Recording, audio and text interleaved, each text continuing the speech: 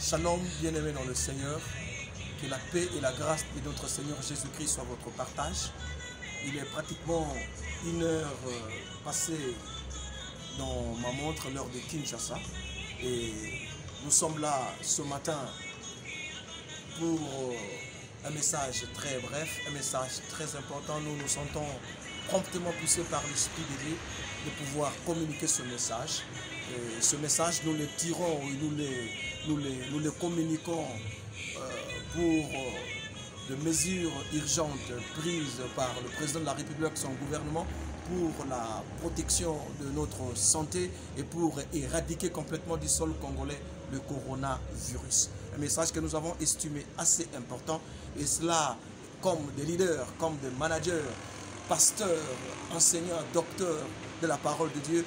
Nous ne pouvons pas rester silencieux par rapport à ce message, et nous venons vous parler de la part du Seigneur pendant ces quelques minutes. Et nous estimons que ça, c'est un message important qui doit être partagé avec nous. J'aimerais que nous puissions suivre ce message-là avec quelques pistes de solutions que nous vous proposerons de la part du Seigneur. Venez suivre un peu ce que nous pensons de la part du Seigneur. Romains chapitre 8, le verset 28, ça c'est déjà la première chose. Dieu dit dans sa parole que toute chose concourt au bien de ceux qui aiment le Seigneur. 1 Thessaloniciens chapitre 5, le verset 18 déclare: rendez grâce à Dieu en toutes choses, car c'est à votre égard la volonté de Dieu en Jésus-Christ.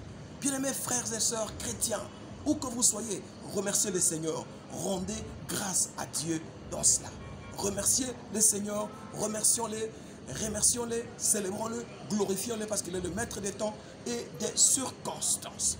Et qu'est-ce que nous pouvons faire? Parce que la décision a été prise par le président de la République avec son gouvernement. Plus question de rassemblement de prières de plus de 20 personnes pendant 4 semaines durant. Ça veut dire que nos cultes mercredi, nos cultes vendredi, nos cultes lundi, nos cultes dimanche, pendant les 4 semaines, ne seront pas respectés. Qu'allons-nous faire? La première chose que nous vous proposons, nous sommes appelés alors à développer des communions personnelles avec Dieu dans la prière. Une vie de prière personnelle, une vie de prière familiale, une vie de prière, de communion avec Dieu dans sa parole de manière personnelle. Pourquoi de manière personnelle? Parce qu'il n'y aura pas de réunion publique. Il n'y aura pas de culte public pendant les 4 semaines. Et sachez, les hommes de Dieu avec moi, que nous passerons même la période pascale, la Pâque, la fondation de notre christianisme dans cette saison où la décision est prise pendant 4 semaines. Alors qu'allons-nous faire? Développer une intimité personnelle avec le Seigneur dans la prière. Allez-y dans une vie personnelle d'étude de la parole de Dieu. Allez-y dans une vie personnelle d'études bibliques personnelles, d'études bibliques familiales. Allez-y dans cela. Et nous fortifierons notre engouement spirituel, nous fortifierons notre intimité spirituelle, personnelle, familiale. Allons-y même en petit groupe de 10 personnes, minimum. 10 personnes à gauche, 10 personnes à droite, pour ceux qui sont membres d'une même église. Rassemblez-vous dans des rues, rassemblez-vous dans des quartiers, un groupe de 5, un groupe de 10, priez. Parce que vous le savez, à la fin de l'adresse du président de la République, il a demandé aux confessions religieuses, aux leaders religieux, aux leaders chrétiens, aux pasteurs, aux prédicateurs, aux apôtres, aux docteurs, aux clergés. Il nous a demandé de prier pour implorer la grâce divine sur le Congo. Qu'allons-nous faire? Nous ne pouvons que répondre à cette invitation-là, à cette demande-là du président de la République de prier. Voilà la toute première chose, vie personnelle. Et ceci doit vraiment nous interpeller, que cette histoire de coronavirus est venue maintenant et il nous a rencontrés dans le pays, et le président de la République, avec son gouvernement, prend une telle décision. Ça peut aussi nous interpeller à développer des vies de prière personnelles.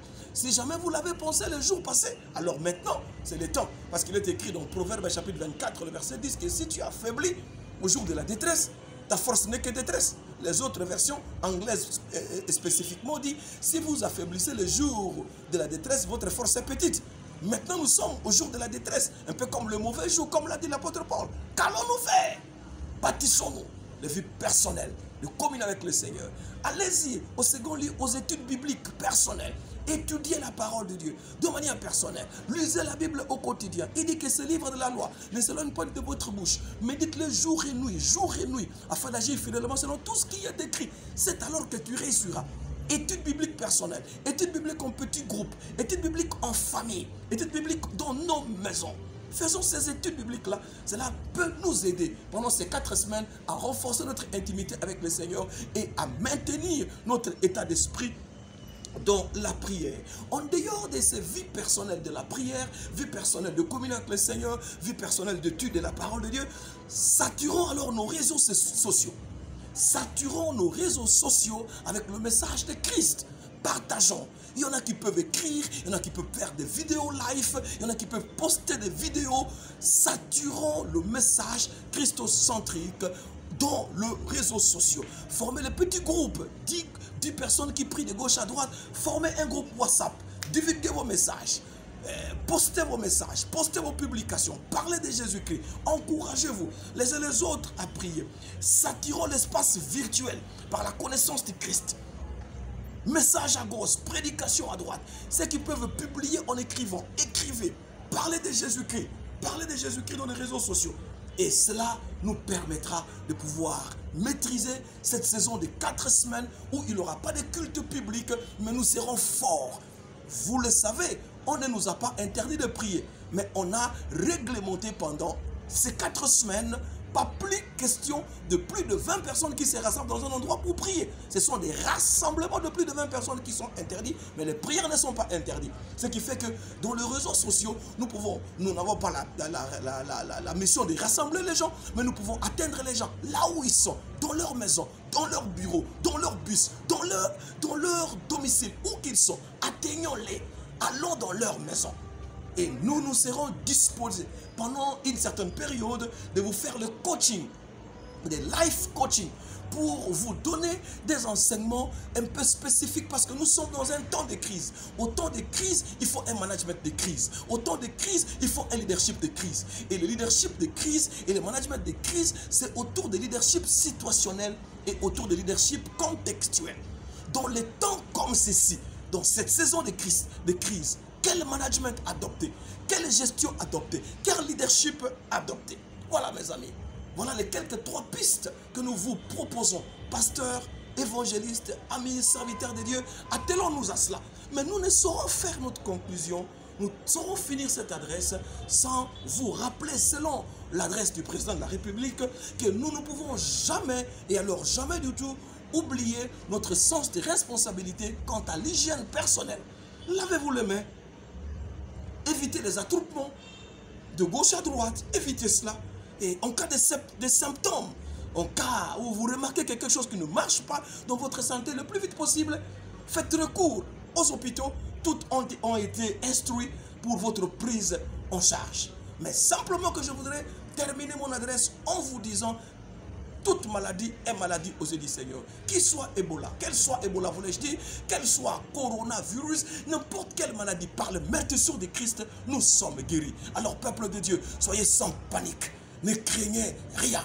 Ne craignez rien, ne craignez rien, ne soyez pas dans la panique, ne soyez pas dans la peur. Apocalypse chapitre 1 verset 17, Jésus est en train de dire: ne crains rien, car je suis vivant, je t'ai mort, je suis revenu à vie et j'ai la clé de mort et de séjour de mort. Ce n'est pas le coronavirus qui a les clés de mort et de séjour de mort, c'est Christ qui en a.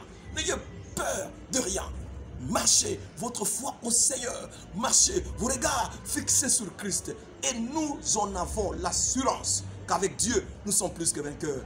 Vive la République démocratique du Congo, abat le virus Corona, grâce, faveur sur nos têtes, sur nos maisons, sur nos familles et sur chaque individu. Vous êtes bénis de la part du Seigneur. Que Dieu vous bénisse, portez-vous bien. Merci beaucoup.